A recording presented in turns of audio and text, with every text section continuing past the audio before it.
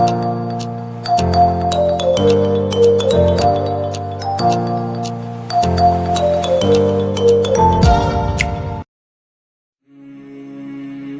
علیکم پیارے ویورز، شروع اللہ کے نام سے جو رحمان ہے رحیم ہے۔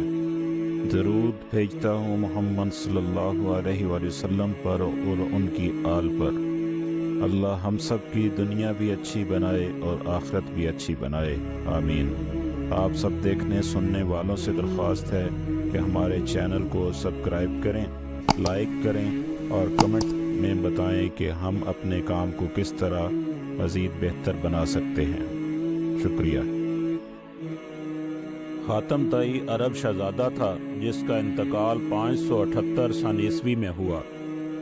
حاتم کا تعلق عرب طائی قبیلے سے تھا اور حاتم اپنی سخاوت کی وجہ سے بے انتہا مشہور ہوا، اور آج بھی اس کی سخاوت کے قصے زبان زد عام ہیں، اور انہی قصوں میں سے ایک قصہ یہاں اس کہانی میں شامل کیا جا رہا ہے تاکہ ہم سب کو اچھا کردار تشکیل دینے میں رہنمائی حاصل ہو۔ کہا جاتا ہے کہ حاتم کی سخاوت کا چرچا ہر زبان زد عام پر تھا اور لوگ حاتم کی دانائی سے علم حاصل کرتے تھے۔ ایک دفعہ چند عرب سرداروں نے حاتم سے پوچھا، کیا کبھی تم نے دنیا میں اپنے سے زیادہ ہمت والے کو بھی دیکھا ہے؟ حاتم نے جواب دیا، ہاں، میں نے ایک دفعہ ارادہ کیا کہ عرب کے مالداروں اور غریبوں کو کھانے کی دعوت دوں۔ اس مقصد کے لیے میں نے 40 اونٹ قربان کیے اور ان کو پکانے کے لیے لکڑیاں اکٹھی کرنے خود جنگل چلا گیا۔ پھر حاتم بولا، میں نے جنگل میں ایک لکڑ ہارے کو دیکھا جو لکڑیاں اکٹھی کر کے انہیں اپنے گٹھے میں جمع کرتا جا رہا تھا۔ میں نے اس سے کہا، تم آج کے دن اتنی محنت کیوں کر رہے ہو؟ لکڑ ہارے نے جواب دیا، کیوں؟ آج کیا کوئی خاص دن ہے کہ محنت نہ کی جائے؟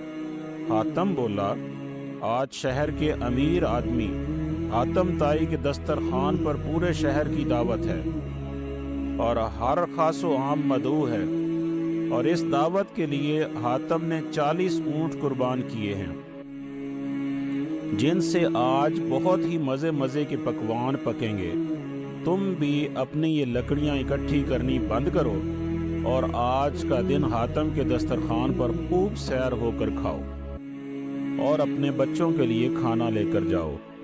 لکڑ ہارے نے حاتم کی بات سنی تو مسکرایا اور واپس اپنی لکڑیاں اکٹھی کرنے لگا اور بولا، میں محنت مزدوری کرتا ہوں اور اپنے ہاتھوں سے اپنی اور اپنے بچوں کی روزی کما سکتا ہوں، اور جس پر اللہ نے اتنا احسان کیا ہو کہ وہ اپنے ہاتھوں سے اپنی اور اپنے بچوں کی پرورش کر رہا ہو، اسے بھلا حاتم کا احسان اٹھانے کی کیا ضرورت ہے؟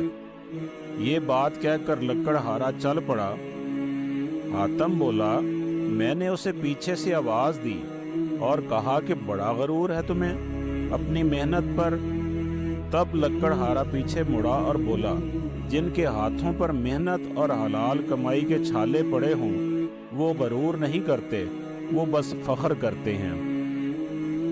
حاتم بولا، اس دن مجھے لگا کہ یہ لکڑ ہارا مجھ سے ہی نہیں بلکہ شہر میں سب سے زیادہ ہمت والا انسان ہے۔